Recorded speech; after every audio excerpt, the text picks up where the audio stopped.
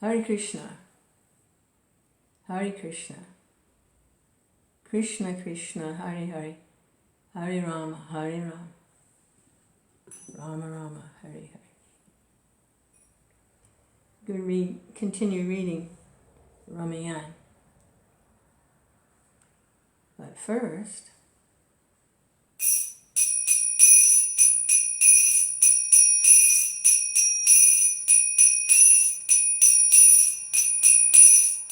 Shri Ram Jai Ram Jai Jai Ram, Shri Ram Jai Ram Jai Jai Ram, Shri Ram Jai Ram Jai Jai Ram, Shri Ram Jai Ram Jai Jai Ram.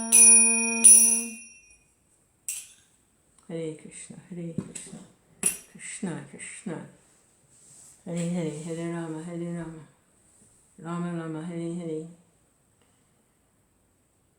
Krishna, still recuperating from a minor surgical procedure yesterday. Kind of knocks the stuffings out of you. Krishna is doing better today than yesterday, that's for sure. Krishna. So, I was just thinking how I have 3 favorite parts of the day. The first part is chanting japa with the devotees. That's my favorite.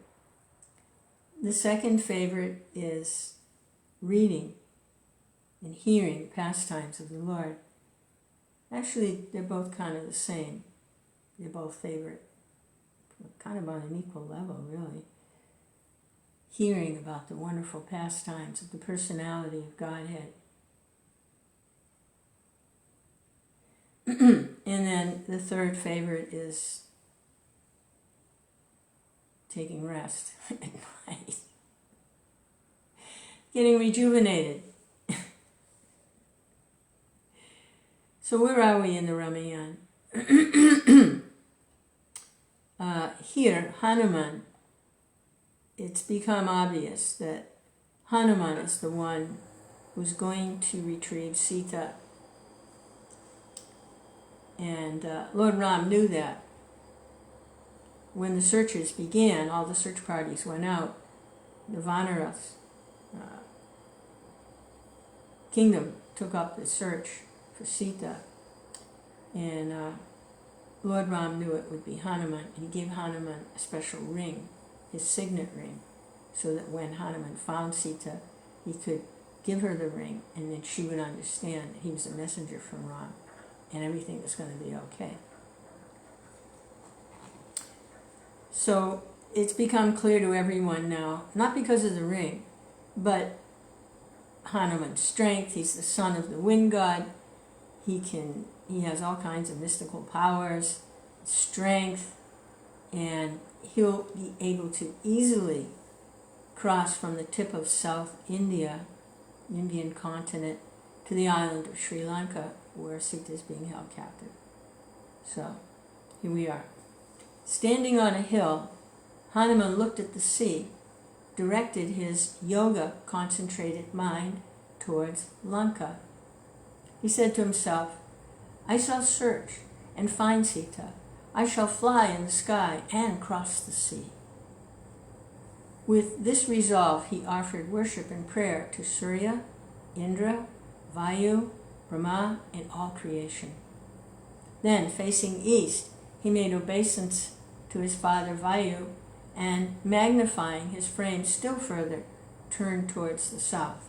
So he was becoming bigger and bigger. He pressed the hill with his feet and struck it with his hands. At this impact, the flowers fell from the trees and covered the hill. Squeezed irresistibly by the pressure of his feet, the hill threw out springs of water, like the rut flowing down the cheeks of the elephant. Many-colored veins of ore burst out of the rock. From the caves, the beasts emerged with panic-stricken outcries. Hooded serpents emitted venom emitting venom, bit the rock, and sparks flew out. The hair of Hanuman's body stood on end, and he roared and lashed his tail on the ground. Hanuman is from the Vanara community, and they are a very primitive kind of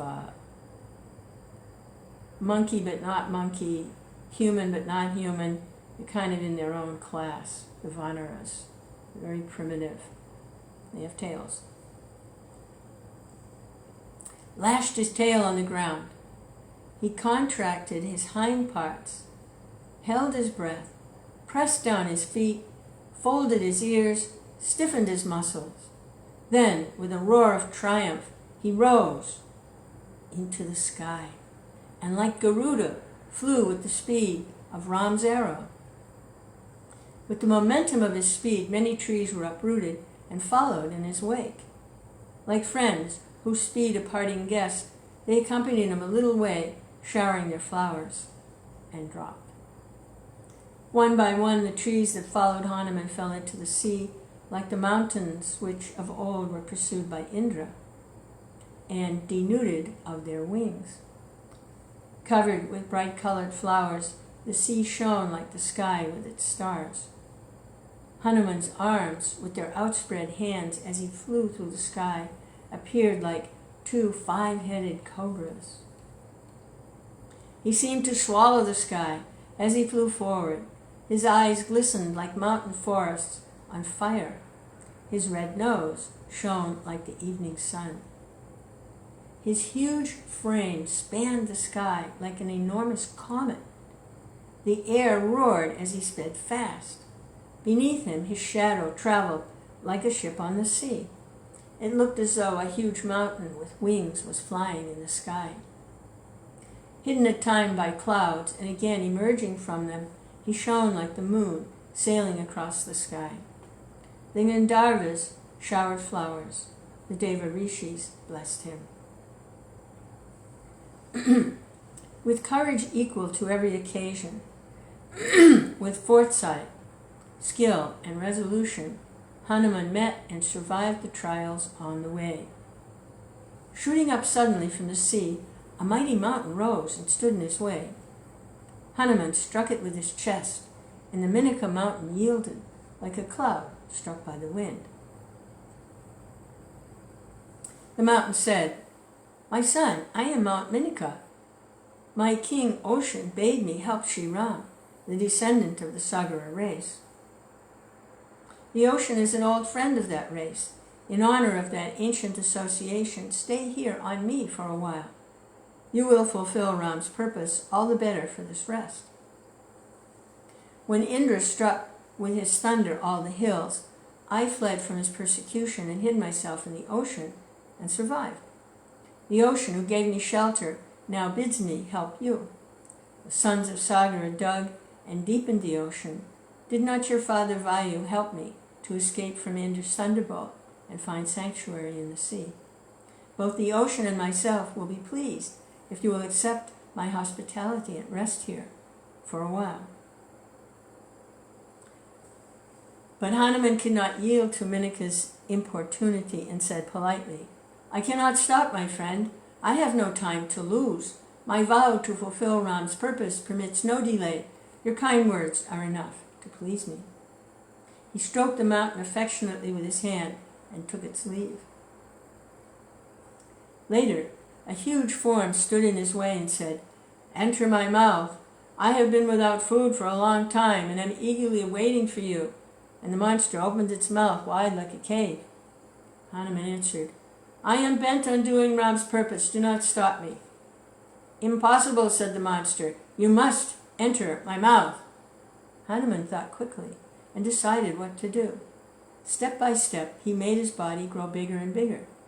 The Rakshasa form, which had been assumed by Shirasha, the Naga maiden, opened its mouth correspondingly wider and wider. When the mouth was thus enormously wide, all of a sudden, Hanuman contracted his body into a speck, and darting through the demon's mouth and body, came out again and resumed his former normal shape. He then laughed and said, You've had your wish, mother. I have entered your mouth. What more do you need? And the Naga goddess blessed him, saying, your effort will be crowned with success. I did this at the bidding of the gods who wanted to test you. Ram's purpose, which you seek to serve, will assuredly triumph. This was not the last of his trials. As he was flying in the sky, for no reason which he could discover, he found his speed obstructed, and he suffered like a ship against a contrary wind. Some mighty force, he felt, was holding him and dragging him down. He looked up and down on all four sides. Then he discovered the cause. It was a huge she-demon in the sea, holding him by his shadow below, arresting his speed and dragging him down. The demon, holding him by his shadow, said, come, come, long have I been waiting for you. No longer can I bear my hunger. And she opened her mouth like a cave. At once Hanuman entered her mouth and ripped a way out through her entrails and emerged. The demon died and sank down in the water. Like the full moon emerging from an eclipse, Hanuman, shone in the sky, resumed his journey. Thus, surviving many trials with the help of his subtle wit, courage, and strength, he flew across the ocean and approached the coast of Lanka, covered with plantain and coconut trees. On the shore of the island he saw groves and mountains and forests and the mouths of rivers. Hanuman saw the wealth of Ravana's kingdom and the beauty of the fortified city. I have reached the destination, said Hanuman to himself. Now, without letting the Rakshasas know who or what I am, I must search the place and find out where Sita is kept. He reduced his huge form to the size of a normal monkey and alighted on a hilltop in Lanka.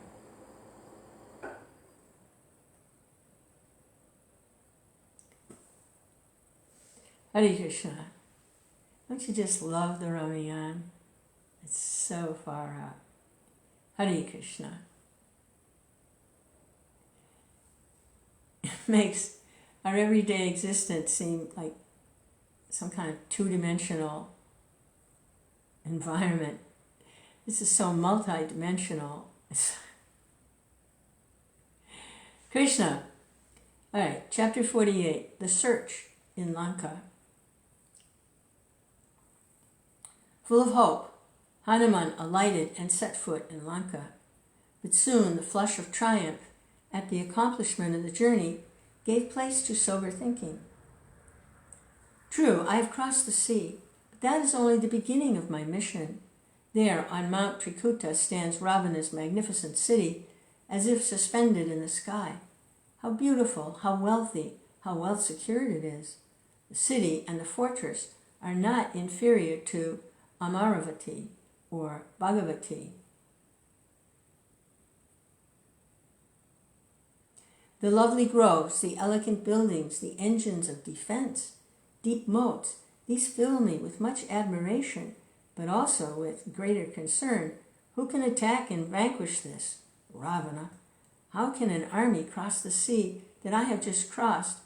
Even if it crosses the sea and reaches the shore, how can it attack and bring down this fortress defended by bulwarks, manned by well-armed warriors? Neither guile nor force can bring it down. But first, I must find out where Sita is alive or not. Other questions can wait. When and how can I best enter this well-guarded city? I have to search it thoroughly if I am to discover the place where Sita is kept. If thoughtlessly I do something wrong now, this error would be irretrievable and a great purpose would fail because of haste or negligence on my part. If I enter the city by day, it will be noticed by the Rakshasas. It is best to go at night. But in what shape shall I go? To ward off suspicion, I must put on a trivial, inconspicuous shape. Accordingly, he shrank to the size of a little monkey, no bigger than a cat. To enter and search the palaces and parks of this vast city would be most convenient. His present form was as much smaller than his usual size as the latter was than the mighty proportions he had assumed as he crossed the sea. By now the sun had set. The little Vanara walked towards the fortress gate. The moon shone brightly. Hanuman was glad and grateful for this help in his search. Even on a distant view, Hanuman wondered at the wealth and the beauty displayed in Ravana's capital. The streets and mansions were bright with flags and festoons and glittered with gold and precious gems. The breeze blew gently from the sea. Like Indra's Amaravati and Kubera's Alakapuri, Ravana's capital had attained the peak of prosperity. The messenger of Ram was filled with wonder and anxiety how to overcome the master of such wealth and military power. As he walked along in amazement and anxiety, he was rudely accosted by the terrible-looking guardian goddess of the city. "Who are you, little monkey? How did you manage to come here? Why are you here? Speak the truth." "Yes, I am indeed a little monkey, and I have come here to look at this beautiful city. I shall go back after I have gone around and seen everything and satisfied my curiosity." The deity struck an angry blow at the monkey. Hanuman returned the blow carelessly with his left hand. It doubled her up with agony on the ground. But soon she got up and remembered the prophecy that, when a little monkey should strike and throw her down, the city she guarded would be destroyed. She said to herself, "Ravana's sins are many and grievous. The end of Lanka is approaching. The word of the gods is about to be fulfilled." And she stood aside. The goddess of Lanka was not a servant of Ravana. She was the spirit of a city. Hanuman climbed over the wall, jumped into the city. It was part of the ancient code of warfare that one should not enter the enemy's fortress through the regular gate, but should make his entry in an out-of-the-way manner. Vowing that the Rakshasas should be destroyed, he entered the fortress of Lanka with his left foot foremost, for that meant defeat for the enemy. He went along the royal street that was strewn with beautiful flowers. Like lightning shining through the clouds, the buildings shone against the sky. Clambering up the mansions and going along on their roofs, he admired the beauty of the city. The Rakshasa mansions and streets and their decorations shone with ineffable beauty. The sounds of cultivated and correct music were heard. Lovely women moved about to the accompaniment of tinkling anklets. The city was filled with sounds indicating a full and joyous life. In some houses, mantras were being chanted. In some others, Vedic chants were heard. In others, songs celebrating heroic exploits and the glory of Ravana were being sung. Soldiers and scouts were everywhere. In the streets were people dedicated to particular religious practices and vows. There were others cruel in looks and ugly.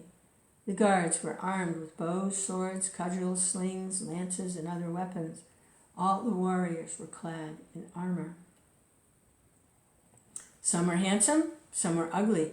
Complexions varied from fair through brown to black. Some figures were very tall, others very short. Thus Hanuman saw that the population had been drawn from a wide area with varying climates, and that the army had been recruited from the pick of many nations. He examined mansion after mansion. He saw women of exquisite beauty, some of them in the company of their husbands, and others by themselves. He saw many young damsels, bright and beautiful, like images of molten gold. Some were seated on the terraces, others were sleeping in their beds, some were playing, others singing. Innumerable beautiful women he saw, but not Sita, pining for Ram. The sight of so much beauty only filled Hanuman's heart with disappointment and sadness. He entered and examined the homes of many Rakshasas. There were war elephants, purebred horses, chariots, and armories. Soldiers stood fully armed. After passing through many mansions and gardens filled with merriment and music, he came to a great palace rising aloft, in a nobility of splendor far transcending all the magnificent buildings around. looking at the elephants, horses, and foot soldiers in front,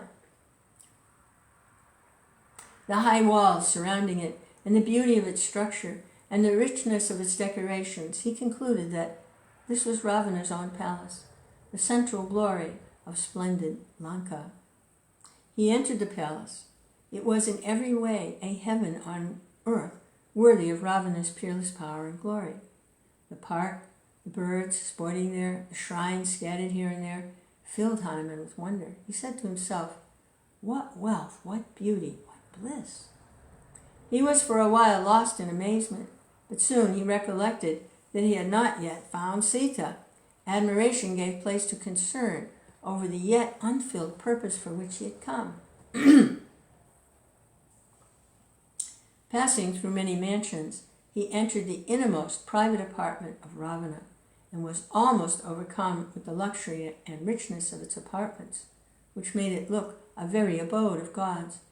Everywhere was gold and silver, ivory and gems and pearls, and beautiful carpets and furniture, and in their midst he saw the Pushpaka Vimana. It was a magic vehicle obtained from Brahma by Kubera. Vanquishing Kubera, Ravana brought it to Lanka as his booty. As from Vasishta's cow, in the Pushpaka car one could get anything one desired. Ravana's chamber, which Hanuman now entered, was a very ocean of delight. Countless lovely women lay sleeping in the spacious chamber, some linked arm in arm, and all in undress and the careless attitudes of sleep, making the place look like the garden of bright, flower-laden creepers. With his spirit controlled by Dharma, Hanuman looked at all these sleeping women, each more beautiful than the other, and all filled with joy and love, to see if any of them could be Sita. Ravana's power to take what shape he would, and to please all women, was evident from the sight of these lovely women. Hanuman pulled himself together reproachfully at his own folly in supposing for a moment that Sita could be in that sensual palace of happy damsels. It is certain that Sita is not in this crowd. What a fool I am to search for her in this company. This is no place for her. Then he went elsewhere. In another chamber he saw many beds. He saw one more gorgeous than the rest, covered with gold and diamonds, and Ravana stretched on it like another Mount Meru. His form and majestic splendor made even Hanuman tremble for a moment. He stood on one side and scanned the sleeping figure, unable for a time to take his eyes off the majestic and virile beauty of that mighty form, the great muscles now in repose, the symmetrical grace of limbs which made the Rakshasa king at once beautiful and terrible. Then Hanuman looked at the women in the beds around and on the carpets. Some who had fallen asleep while singing were still hugging their musical instruments. His eyes finally fell on a figure lying on a divinely beautiful cot. The shapeliness of her limbs and the beauty of her features made Hanuman imagine it might be Sita. He leaped with joy. The next instant he cursed himself for his folly. Fie, he said to himself, how foolish have I been! Could Sita sleep thus carelessly covered with jewels in a stranger's chamber? The very thought of it is a sin. He was overwhelmed with shame and sorrow at his error. Then he said to himself, because she would not yield to him, this Rakshasa might have killed her. What use is there in continuing the search? He had now searched the inner apartments of Ravana's palace. The bedroom, the dining room, the hall of drink, the music room, all places had been searched, and Sita was nowhere found. I have entered every nook and corner. Against all the rules of propriety, I have even looked at every one in the women's chambers, but all in vain. Saying this, he left the hall of drink and went to the garden and looked into the little shrines and the arbors made of creepers, but all was in vain. I have seen all of Lanka, he thought, with irrepressible grief. I have seen every inch of Ravana's palace. What more could I do here? Am I to return without seeing Sita? No, I should rather end my life here. Yes, That is the only thing for me to do. But again he said to himself, fie, fie on me for yielding to such despondency, unworthy and dishonorable. He sprang up again and searched once again every inch of the palace he had been through. He opened every door and window and looked in. There were ugly women, beautiful women, Naga maidens, all captured by the Rakshasa, but not Sita. Once again his heart sank. He did not know what to do. He said to himself, if I return to Kishkinda, failing in my mission, with what face shall I meet my friends? If Ram loses all hopes of recovering Sita, what would happen to him? He would surely die. And after that, what would happen to others? Instead of going back to Sugriva and telling him that all my labors have been wasted, it would be far better to stay here, spend the rest of my days in the forest and seashore of Lanka. But why live on? Is it not best to end my life? But then, was Sampati wrong in saying that Sita was in Lanka? Or has she been killed by the Rakshasa since Sampati sighted her in this island? She might well have been devoured by the Rakshasas. Nothing is clear. Everything's enveloped in doubt. What shall I do? Thus, Hanuman, lost in anxiety and thought. That just then, his eyes lighted on what he had so far left unexplored, a park attached to a shrine and surrounded by high walls. Oh, here is a park I have not seen or searched so far. Here surely I shall find Sita. With these words, as the son of Vayu meditated on Ram, hope sprang within his breast. The secluded park was well protected by high walls. Yes, Sita must be here, he said to himself. Again he bowed to the gods. He jumped up, sat on the wall of the Ashoka Vana, and surveyed the beautiful park.